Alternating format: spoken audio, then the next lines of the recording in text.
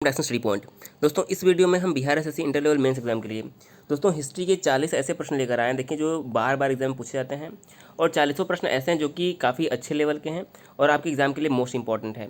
दोस्तों video last तक जरूर देखिएगा। देखिए इसमें 40 प्रश्न हैं, 40 में से आपका स्कोर क्या होता है हमें कमेंट करके जरूर बताइएगा।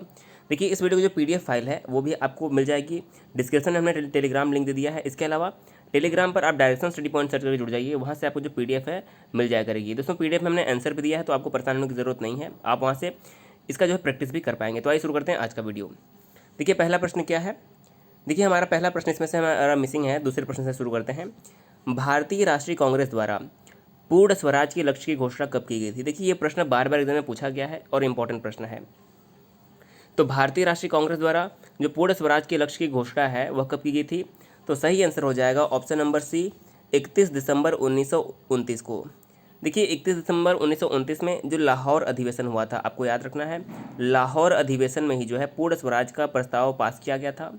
और पहली बार 26 जनवरी 1930 में जो है 26 जनवरी 1930 में स्वतंत्रता दिवस मनाया गया था। तो ये 2 पॉइंट आपको याद रखने होंगे। इस प्रश्न का अगर आपने सी चुना है तो आपका जवाब जो है करेक्ट हो जाएगा। तीसरा प्रश्न हमारा है, भारत परिषद यानी कि जो इंडियन काउंसिल था इसका निर्माण किस अधिनियम द्वारा किया गया।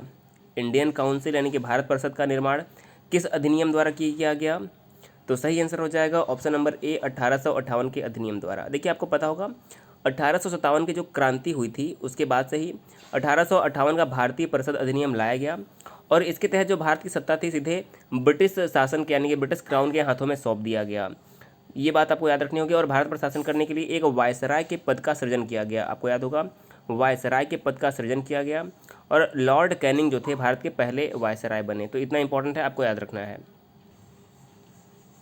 तो सही आंसर क्या हो जाएगा, भारत परिषद का जो निर्माण है वह 1858 में किया गया था। ऑप्शन नंबर ए करेक्ट हो जाएगा।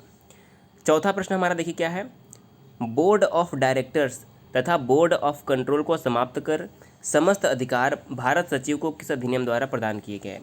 देखिए मोस्ट इंपॉर्टेंट प्रश्न ये हमारा है। तो देखिए हमारा चौथा प्रश्न है, बोर्ड ऑफ डायरेक्टर्स तथा बोर्ड ऑफ कंट्रोल को समाप्त कर समस्त अधिकार भारत सचिव को किस अधिनियम द्वारा प्रदान किए गए। तो देखिए बहुत ही इंपॉर्टेंट प्रश्न है। पहले हम जान लेते हैं कि इसका आंसर क्या होगा। तो देखिए इसका सही आंसर हो जाएगा ऑप्शन नंबर सी, भारत सरकार अधिनियम 1858। अब देखिए इसको समझना पड़ेगा, इस प्रश्न में आपको कई चीज़ ध्यान देना होगा। अब देखिए इसमें दिया हुआ है कि बोर्ड ऑफ डायरेक्टर्स तथा बोर्ड ऑफ कंट्रोलर। देखिए बोर्ड ऑफ डायरेक्टर्स और बोर्ड ऑफ कंट्रोल जो है कंट्रोलर, यह 1784 के पिट्स इंडिया एक्ट द्वारा भारत में बनाया गया था। 1784 का जो पिट्स इंडिया एक्ट था उसके द्वारा भारत में बोर्ड ऑफ कंट्रोलर्स को जो है राजनीतिक मामलों का अधिकार प्रदान किया गया और बोर्ड ऑफ डायरेक्टर्स को व्यापारिक मामलों के लिए अधिकार प्रदान किया गया। लेकिन इसको भारत सरकार अधिनियम 1858 के द्वारा समाप्त कर दिया गया और भारत में जो है वायसराय की सर्वोच्च सत्ता स्थापित कर दी गई और इसका जो सीधा शासन है वह ब्रिटिश क्राउन के हाथ में दे दिया गया। तो इसका जो पूरा ये डिटेल है आपको याद होना ज़रूरी है।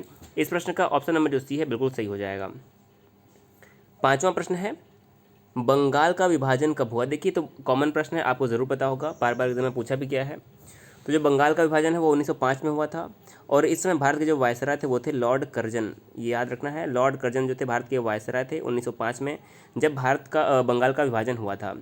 यहाँ पर याद ये भी रखना है कि 1911 में जो है बंगाल विभाजन रद्द किया गया। 1911 में जब जॉर्ज पंचम यानी कि जॉर्ज फिफ्थ जो थे भारत आए थे तो उन्होंने बंगाल के विभाजन को रद्द किया और भारत की राजधानी को जो है कलकत्ता से स्थानांतरित करके दिल्ली में स्थापित किया था। तो ये दोनों पॉइंट आपको यहाँ से याद रखना होगा। छठा प्रश्न है, अगस्त 1917 की घोषणा में वायदा किया गया, यानी कि अगस्त 1917 की जो घोषणा थी उसमें क्या वायदा किया गया। तो सही आंसर हो जाएगा ऑप्शन नंबर सी, क्रमिक चरणों में स्वशासन का जो है वायदा किया गया था। अगस्त 1917 की घोषणा में क्रमिक चरणों में स्वशासन का वायदा किया गया था। तो अगर आपने सी चुना है तो आपका जवाब करेक्ट हो जाएगा। अगला प्रश्न है, सातवां प्रश्न हमारा, 1935 के अधिनियम की सबसे महत्वपूर्ण विशेषता क्या थी। यानी कि जो 1935 का भारत सरकार अधिनियम था इसकी सबसे महत्वपूर्ण विशेषता क्या थी। तो सही आंसर हो जाएगा ऑप्शन नंबर ए। देखिए 1935 के अधिनियम की जो सबसे महत्वपूर्ण विशेषता थी कि प्रांतों में स्वायत्त शासन की व्यवस्था की गई। प्रांतों में स्वायत्त शासन की व्यवस्था जो की गई भारत सरकार अधिनियम 1935 के द्वारा की गई। तो ये जो था आपके लिए इंपॉर्टेंट क्वेश्चन हो जाएगा। प्रांतीय स्वायत्तता जो है सभी को प्रदान की गई थी इसमें। ऑप्शन नंबर जो हमारा ए है करेक्ट हो जाएगा। अगला है, भारत में संघात्मक सरकार की स्थापना का प्रावधान कब किया गया? तो सही आंसर क्या हो जाएगा? जो भारत में संघात्मक सरकार की स्थापना का प्रावधान है ये भी 1935 के भारत सरकार अधिनियम में किया गया। देखिए आपको 2 पॉइंट याद रखने होंगे। 1935 के अधिनियम के द्वारा जो है 3 बातें हैं जो है प्रमुख रूप से बात की गई थी, यानी कि 3 प्रावधान जो थे प्रमुख थे। पहला क्या था कि अखिल भारतीय संघ जो है इसका निर्माण किया गया, जिसमें 11 ब्रिटिश प्रांत थे और 6 कमिश्नर के क्षेत्रों में उन देशी रियासतों को मिलाकर ये बना था जो कि स्वेच्छा से संघ में सम्मिलित होना चाहते थे। दूसरी इसकी प्रमुख बात थी कि प्रांतीय स्वायत्तता इसमें स्थापित की गई। और तीसरा जो था कि केंद्र में जो है द्वैध शासन की स्थापना की गई, यानी कि संघात्मक सरकार की जो स्थापना थी वह 1935 के अधिनियम की एक प्रमुख विशेषता थी। तो इस प्रश्न का ऑप्शन नंबर जो अगर आपने ए चुना है तो आपका जवाब बिल्कुल सही हो जाएगा। 9वां प्रश्न है, लेकिन 9वां प्रश्न इंपॉर्टेंट है कि 1919 के जो अधिनियम था 1919 के अधिनियम में उत्तरदायी सरकार की प्रगति की जांच के लिए कितने वर्षों बाद एक आयोग गठित करने का प्रावधान था?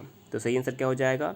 1919 के अधिनियम में उत्तरदायी सरकार की प्रगति की जांच के लिए जो था 10 वर्ष बाद एक आयोग गठित करने का प्रावधान किया गया था। 10 वर्ष बाद जो है एक आयोग गठित करने का प्रावधान किया गया था। तो ऑप्शन नंबर ए बिल्कुल सही हो जाएगा। देखिए आपके एग्जाम में ऐसे क्वेश्चन देखने को ज़रूर मिलेंगे, क्योंकि आपका जो हिस्ट्री का पार्ट है आपका मोस्ट इंपॉर्टेंट रूप से एग्जाम में आने वाला है। 10वां प्रश्न है, केंद्रीय कार्यकारिणी में निम्नलिखित सम्मिलित पहले भारतीय लॉ सदस्य कौन थे? तो जो केंद्रीय कार्यकारिणी थी उसमें सम्मिलित पहले भारतीय लॉ सदस्य कौन थे? तो सही आंसर हो जाएगा ऑप्शन नंबर बी, तेज बहादुर सप्रू जो थे पहले ऐसे लॉ सदस्य थे भारतीय जो केंद्रीय कार्यकारिणी में सम्मिलित हुए थे। तो अगर आपने बी चुना है तो आपका जवाब बिल्कुल सही हो जाएगा। वहीं अगर हम बात करें दादा भाई नौरोजी की, तो ब्रिटिश संसद में जो है चुने जाने वाले पहले भारतीय व्यक्ति थे दादा भाई नौरोजी। इनका भी नाम इम्पॉर्टेंट है। 11वां प्रश्न हमारा है, 1935 के अधिनियम द्वारा प्रस्तावित संघ में क्या यहाँ पर प्रावधान किया गया था? तो सही आंसर हो जाएगा कि प्रांतों के लिए संघ में शामिल होना अनिवार्य था। प्रांतों के लिए संघ में शामिल होना अनिवार्य था। तो इस प्रश्न का ऑप्शन नंबर जो हमारा ए है बिल्कुल सही हो जाएगा। 12वां प्रश्न है, भारत परिषद की समाप्ति किस अधिनियम द्वारा की गई? जो भारत परिषद था इसकी समाप्ति किस अधिनियम के द्वारा की गई? तो सही उत्तर हो जाएगा ऑप्शन नंबर सी, 1935 का जो भारत सरकार अधिनियम था उसके तहत जो 1858 में भारत परिषद अधिनियम बना था उसकी समाप्ति कर दी गई थी। तो सही आंसर क्या हो जाएगा? ऑप्शन नंबर सी, भारत परिषद की समाप्ति जो है 1935 के अधिनियम के द्वारा की गई थी। ऑप्शन नंबर सी करेक्ट हो जाएगा। 13वां प्रश्न है, किस अधिनियम के द्वारा बर्मा को भारत से पृथक कर दिया गया? देखिए पहले बर्मा भी जो था उस पर भी ब्रिटिश रूल था और यह भारत का ही हिस्सा था। तो किस अधिनियम के द्वारा बर्मा को भारत से पृथक कर दिया गया? सही आंसर हो जाएगा जो 1935 का भारत अधिनियम था, भारत शासन अधिनियम, उसके तहत बर्मा को भारत से पृथक कर दिया गया। तो अगर आपने ये चुना है तो आपका जवाब बिल्कुल सही हो जाएगा। 14वां प्रश्न है, 1935 के अधिनियम द्वारा प्रस्तावित संघीय न्यायालय की व्यवहार में स्थापना की गई। देखिए जो 1935 के अधिनियम द्वारा प्रस्तावित संघीय था न्यायालय की व्यवहार में कब स्थापना की गई? सही आंसर हो जाएगा ऑप्शन नंबर बी, 1937 में।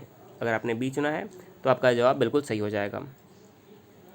15वां प्रश्न है, क्रिप्स योजना को दिवालिया बैंक के नाम भविष्य की तिथि में भुगतान करने वाले चेक की संज्ञा किसने प्रदान की थी? देखिए दिवालिया बैंक में जो है पोस्ट महात्मा गांधी ने कहा था, आपको याद रखना है। सही आंसर हो जाएगा option number A, Mahatma Gandhi ने क्रिप्स योजना को जो है किसी भी दिवालिया बैंक का पोस्ट डेटेड चेक कहा था महात्मा गांधी ने। यानी कि एक तो बैंक दिवालिया था, यानी कि दिवालिया बैंक के भविष्य के नाम पर, यानी कि जो था पोस्ट डेटेड चेक कहा था, यानी कि जिसका तिथि बीत चुकी हो। तो option number A, Mahatma Gandhi ने ऐसा कहा था क्रिप्स मिशन के बारे में।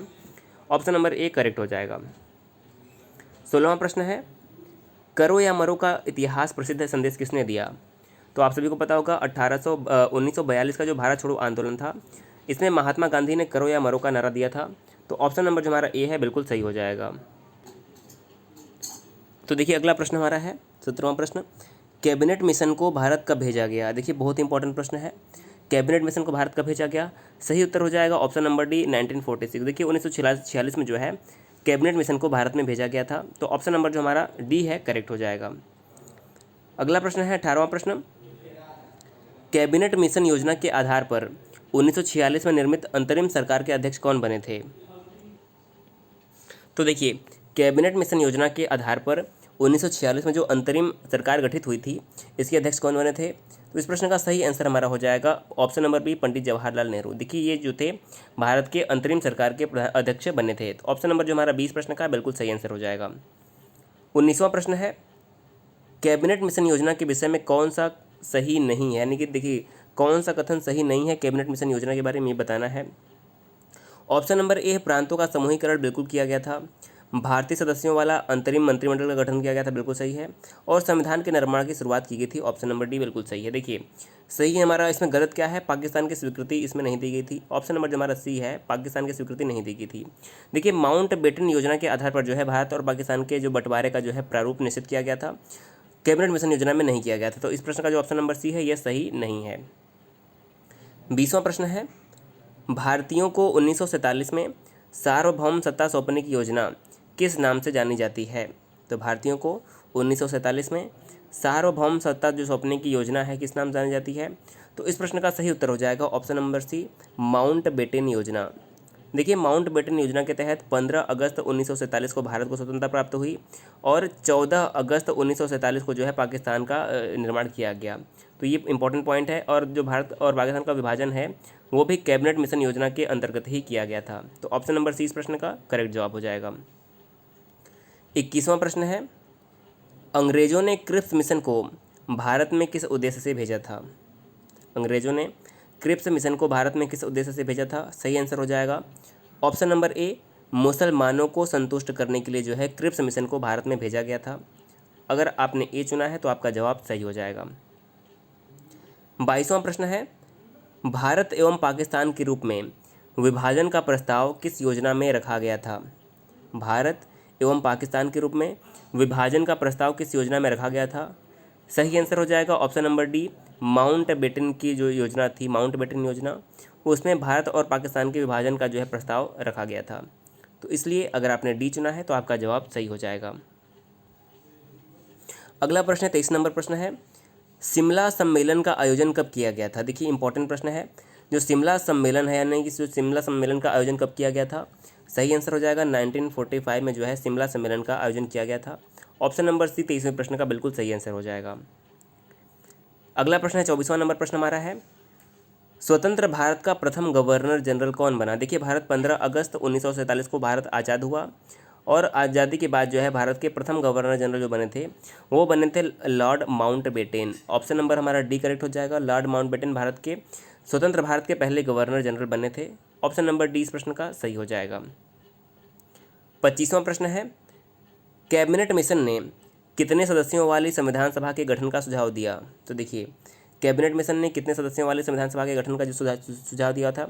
तो सही आंसर हो जाएगा 389 सदस्यों के संविधान सभा का गठन का यह सुझाव दिया था। ऑप्शन नंबर बी बिल्कुल सही आंसर हो जाएगा। 26वां प्रश्न है, कैबिनेट मिशन योजना के अंतर्गत भारत में निर्मित अंतरिम सरकार में निम्नलिखित में से कौन सदस्य नहीं था। यानी कि जो अंतरिम सरकार का गठन किया गया था उसमें निम्नलिखित में से कौन सदस्य नहीं था। देखिए जवाहरलाल नेहरू थे, सरदार पटेल थे, राजेंद्र प्रसाद भी थे, लेकिन महात्मा गांधी इसके सदस्य नहीं थे। तो अगर आपने डी चुना है महात्मा गांधी को तो आपका जवाब सही हो जाएगा। 27वां प्रश्न है, ब्रिटिश शासन द्वारा किस भारतीय शासन अधिनियम द्वारा राष्ट्रीय एकता को गंभीर आघात पहुंचाया गया। यानी कि राष्ट्रीय एकता को कब गंभीर आघात पहुंचाया गया। सही आंसर हो जाएगा ऑप्शन नंबर ए 1909 अधिनियम द्वारा। देखिए जो 1909 में मार्ले मिंटो सुधार इसे जाना जाता है, मार्ले मिंटो सुधार के नाम से।